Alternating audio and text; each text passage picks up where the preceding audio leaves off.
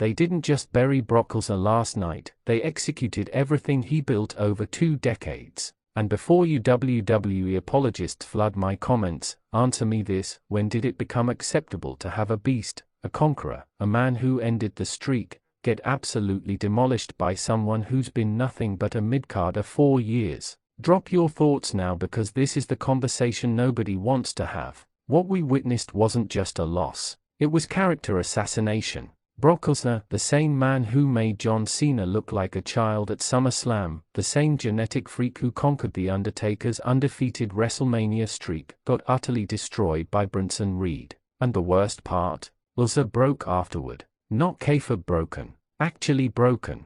The locker room reports are flooding in, and what they are saying will make your blood boil. Brock was seen backstage, head in his hands, questioning everything. This is a man who walked out on WWE multiple times because he controlled his narrative. Now, he's apparently considering retirement because creative has destroyed him. Let me paint you the real picture here. Bronson Reed, talented guy, absolutely, but he's been booked like enhancement talent for months. Losses to mid-tier guys. Zero momentum. Then suddenly, randomly, he's going over Brock Lesnar clean. Make it make sense. Here's what really happened. WWE needed to build someone fast. They panicked, and instead of doing the work, the storytelling, the build-up, they sacrificed their most valuable part-time asset. They fed Brock to the wolves because it's easy heat. Quick question for you: who was the last legend that actually benefited from putting over younger talent in WWE?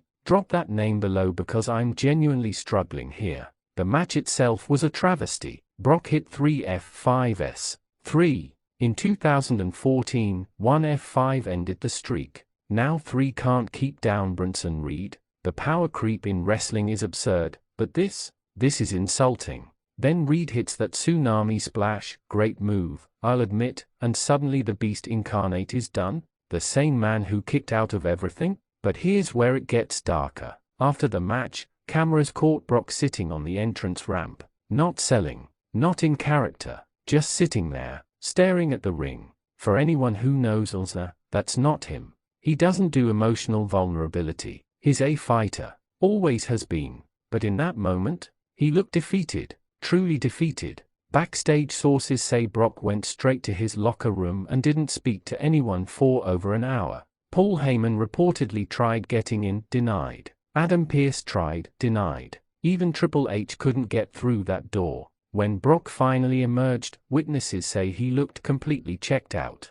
Now here's my question to you: is this what we want? Do we want our legends broken down and humiliated just for shock value? Comment yes or no right now, because WWE needs to hear us. The legacy destruction doesn't stop at the loss. It's how they did it. Brock Lesnar built his entire mystique on being untouchable. Sporadic appearances, dominant victories. He was special. Now, he's just another name on someone's resume. They've turned the Beast into just another stepping stone, and for what? To build Bronson Reed, who'll probably be in catering in 3 months because WWE has zero long-term vision. You know what the real tragedy is? Brock cared. For the first time in years, reports said he was actually invested in this program. He wanted to help build the next generation. He chose to work with Reed. And this is how they repay him? By making him look weak, incompetent, and finished. The fans in attendance were silent after the pin. Not happy, not excited, confused. That tells you everything. When your audience doesn't pop for the supposed rub, you failed. Simple as that. Here's another question: what match surprised you more, this disaster or something else recently? Let me know below. The aftermath gets worse. Social media exploded with fans destroying this decision. Trending worldwide within minutes. But not celebration trending, controversy trending. People are done with WWE's obsession with tearing down what they built just to claim they are unpredictable. Brock's breaking down backstage should tell WWE everything they need to know. When a legitimate fighter, a former UFC champion, someone with real credentials, is emotionally devastated by your booking, you've gone too far. This isn't storytelling. It's cruelty. The question now becomes, where does Brock go from here? Does he walk away like 2004? Does he go back to UFC?